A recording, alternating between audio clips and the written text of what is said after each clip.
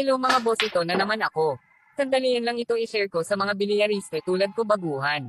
Alam ko na, sigurado alam nyo na rin kung ano ang mga sekreto sa laro. Para madali lang ubusin ang bola kapag naka-advance ang mga preparasyon natin, di ba? Try nyo na ito.